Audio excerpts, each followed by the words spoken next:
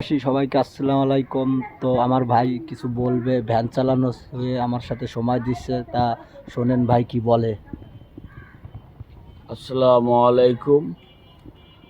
বাংলাদেশ জিন্দাবাদ। জিন্দাবাদ দিয়ে শুরু করছি, কারণ ইতিহাস তার সাক্ষী দেয়।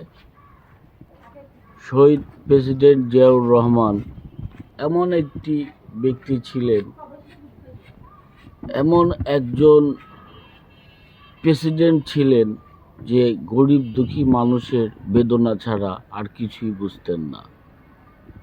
কারণ অতীত কখনো ভুলে যাবেন না, আপনারা মনে রাখবেন। শহীদ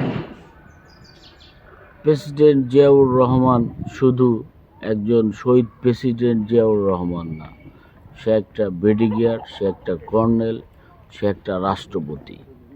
তার চিন্তাধারা এবং চিন্তা ভাবনা কি ছিল এই জাতির অবশ্যই জানা প্রয়োজন।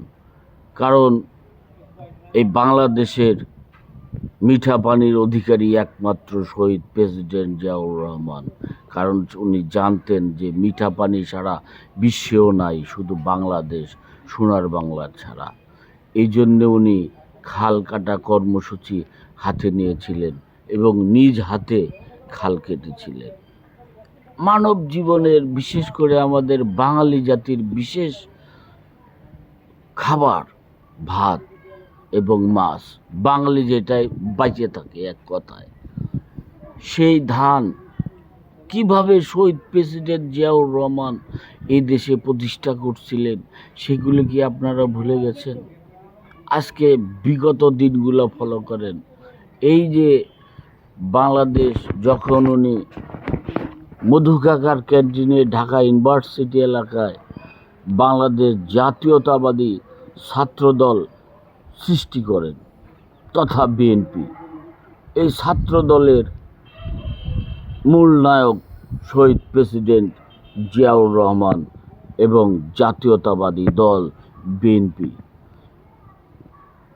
দেশের যখন দুর্ভিক্ষ আসবে, দেশের যখন সংকট সময় আসবে, দেশে যখন স্বৈরাচার আসবে, এটাই নিয়ম যে বাংলাদেশ ছাত্ররাই, ছাত্র ইউনিয়নই হাল করবে।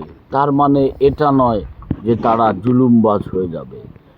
বর্তমান সিচুয়েশন তার সাক্ষী দেয়। কারণ 52 ভাষা আন্দোলন হয়েছিল, তার মেন ভূমিকা ছিলেন ছাত্রদের।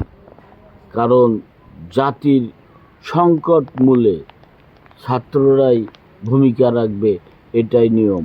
আপাতত আপনার ফিস জায়গায় যায়, এটা আমার শুরু হবে না।